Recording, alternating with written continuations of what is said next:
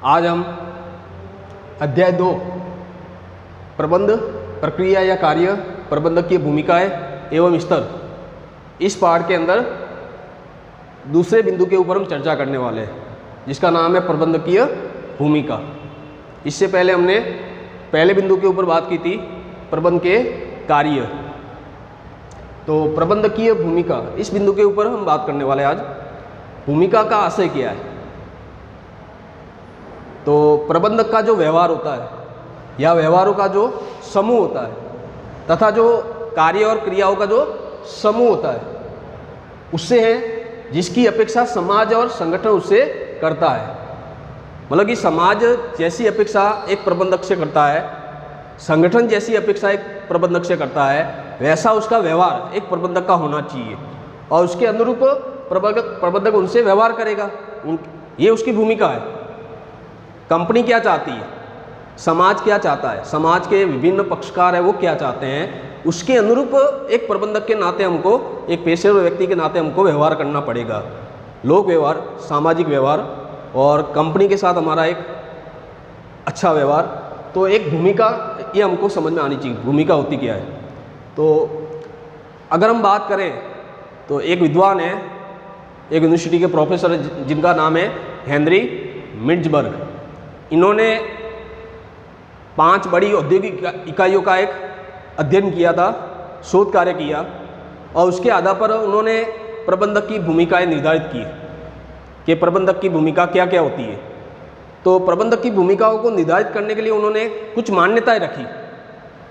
उन्होंने एक मान्यता ये रखी कि कंपनी के अंदर प्रबंधक जो होता है उसके पास एक सत्ता होती है, उसकी एक उच्च पद की स्थिति होती है। और दूसरी मान्यता उन्होंने ये रखी कि प्रबंधक संगठन के अंदर एक अंतर्वैयक्तिक संबंध स्थापित करने का काम करता है। और तीसरी जो मान्यता है कि एक अंतर्वैयक्तिक संबंध स्थापित करते हुए और उसको अपनी एक भूमिका का निर्वहन करना है। ऐसी कुछ मान्यताओं पर आधारित और हेनरी मिट्जबर्ग ने क्या रखी है, प्रबंधकों की भूमिकाएं। तो प्रबंधकों की जो भूमिकाएं हैं वो हेनरी मिट्जबर्ग ने 10 तरह की बताई है। कितने तरह की? 10 तरह की भूमिकाएं बताई है, जिसको उन्होंने प्रमुख 3 भागों में बांट दिया है। प्रमुख 3 भागों में बांट दिया है। तो उसका जो पहला भाग है, जिसको हम कहते हैं अंतर्वैयक्तिक भूमिकाएं। तो अंतर्वैयक्तिक भूमिका क्या है? तो अंतर्वैयक्तिक भूमिका के अंतर्गत उन्होंने 3 बातें बताई है: संस्था अध्यक्ष की भूमिका, नेता की भूमिका और संपर्क अधिकारी की भूमिका। तो संस्था अध्यक्ष की भूमिका क्या होती है?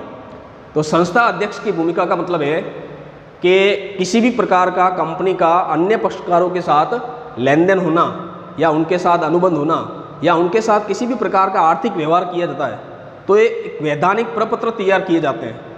तो वैधानिक प्रपत्र के ऊपर हस्ताक्षर करने का जो काम होता है वो संस्था अध्यक्ष का होता है। ऐसे कैसे कंपनी के प्रबंधक के नाते दूसरी उसकी भूमिका संस्था अध्यक्ष के नाते क्या है?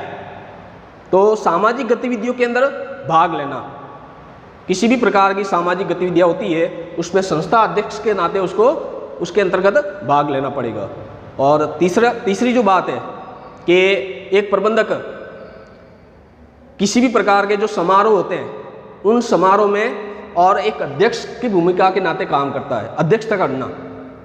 तो इस प्रकार की संस्था अध्यक्ष के नाते हमको एक प्रबंधक की भूमिका समझ में आनी चाहिए। दूसरी बात है नेता की भूमिका। अब नेता का काम क्या होता है? तो नेता अभिप्रेरित करने का काम करता है, समन्वय की अलग अलग तकनीकों का प्रयोग करते हुए समन्वय एकीकरण स्थापित करने का काम करता है। क्योंकि कंपनी का जो प्रबंधक होता है वो संगठनात्मक लक्ष्य को ध्यान में रखते हुए कार्य करता है, लेकिन उस संगठन के अंदर काम करने वाले जो अधीनस्थ है, कर्मचारी है, अधिकारी है, उनका लक्ष्य अलग अगर हो गया तो फिर संगठन का लक्ष्य पूरा नहीं होगा। इसीलिए कंपनी के प्रबंधक के नाते संगठन के अंदर काम करने वाले कर्मचारी के बीच में और समन्वय स्थापित करना, कर्मचारियों को अभिप्रेरित करना, जिससे कि हम संगठन के लक्ष्य को प्राप्त कर सकें। तो ये हमको ध्यान में आना चाहिए कि एक नेता की भूमिका क्या होती है। तीसरी बात है संपर्क अधिकारी। संपर्क अधिकारी की भूमिका क्या है? तो एक कंपनी का जो प्रबंधक होता है वो विभिन्न विभागों के बीच में संपर्क स्थापित करता है, विभिन्न कर्मचारियों के बीच में संपर्क स्थापित करता है, विभिन्न ब्रांचों के बीच में संपर्क स्थापित करता है, विभिन्न इकाइयों के बीच में संपर्क स्थापित करता है, विभिन्न जो बाह्य पक्षकार है जिसमें सरकार है, ग्राहक है, समाज है, आपूर्तिकर्ता है, ऋणदाता है, उनके बीच में संपर्क स्थापित करने का काम करता है। कहने का मतलब उनसे संपर्क बनाए रखना। अगर वो संपर्क बनाए नहीं रखेगा तो ये सारे लोग, सारे पक्षकार लोग कंपनी के साथ जुड़े नहीं रहेंगे। अगर कंपनी के साथ उनको जोड़े रखना है तो उनके साथ विचारों का आदान प्रदान करना पड़ेगा, उनके साथ पत्र व्यवहार करना पड़ेगा, उनके साथ संबंध बनाए रखने पड़ेंगे। तो एक संपर्क अधिकारी की भूमिका भी एक प्रबंधक के नाते उसको निभानी पड़ती है।